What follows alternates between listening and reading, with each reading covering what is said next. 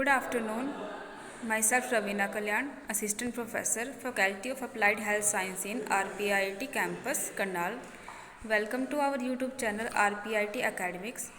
If you like the content of this channel, please do not forget to subscribe and share the content.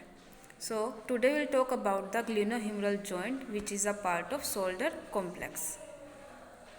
Glenohumeral joint.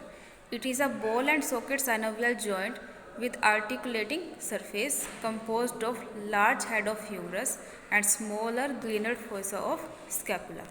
So first we will talk about the glenoid fossa of scapula. Glenoid fossa is oriented upwards and 6 to 7% retroverted.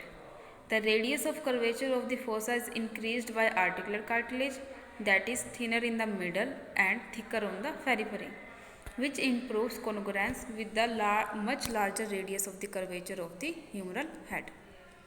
Now, humerus. The head faces medially, superiorly and posteriorly with the regard to the shaft of the humerus and humeral condyles. The angle related to humerus are angle of inclination, which is 130 to 150 degree, and angle of torsion, which is 30 degree. Now we will talk about the glenoid labrum. Glenoid labrum enhance the depth or curvature of the fossa by 50%. It is reductant fold of dense fibrous connective tissue with little fibrocartilage. It is attached to glenohumeral ligament and long head of biceps brachii. And the function of glenoid labrum is resistance to humeral head translation, protection of bony edges of labrum, reduction of joint friction, dissipation of joint contact forces. Capsule and ligament. The glenohumeral joint is surrounded by large, loose capsule that is taut superiorly and slack anteriorly and inferiorly in the resting position. Glenohumeral capsule laxity is required for large exertion of the shoulder joint. It to work the stability of reinforced of glenohumeral ligament, which includes superior, middle, inferior. Inferior have three parts, which is anterior bands, axillary pouch and posterior. And the last ligament is coracohumeral ligament. Now function of glenohumeral ligament.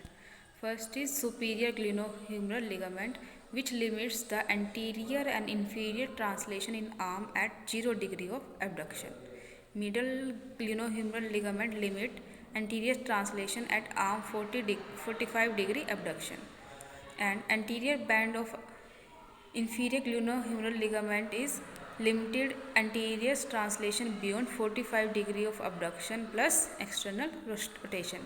And posterior band of inferior glenohumeral ligament is limited posterior translation with arm 45 degree abduction plus internal rotation. Now, coracoacromial arch.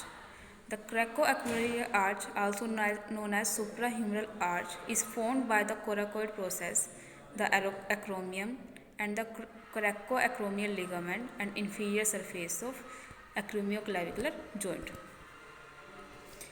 Coracoacromial arch forms an osteoligamentous vault that covers the humeral head and forms a space called subacromial space, within which the subacromial bursa, the rotator cuff tendons and the portion of tendon of the long head of the biceps brachii. Normally it is 10 mm wide but reduced to 5 mm on elevation of arm. Repeated overhead activity can cause painful impingement syndrome. Now bursa of glenohumeral joint. In part because of the confined nature and proximity of the structure in the subacromial space, several bursae are associated with the shoulder complex in general and with the glenohumeral joint specifically. The presence of bursae are indicated of the potential for frictional forces between structure. Although all bursae contribute to function, the most important are the subacromial and subdeltoid bursae. These bursae separate the supraspinal tusk tendon and the head of humerus from the acromion, coracoid process, coracoacromial ligament and deltoid muscle. The bursa may be separate but are commonly continuous with each other. Collectively, the two are known as subacromial bursa. Now, this is a diagram which shows the acromion subdeltoid bursa fused with subacromial bursa, transverse humeral ligament, subscapularis muscles, biceps brachii tendon. These are the glenohumeral motions, which is flexion, extension, abduction, adduction, external rotation and internal rotation.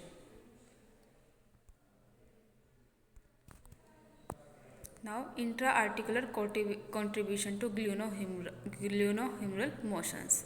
The convex humeral head is substantially larger surface and may have a different radius of curvature than the sallow-concave fossa.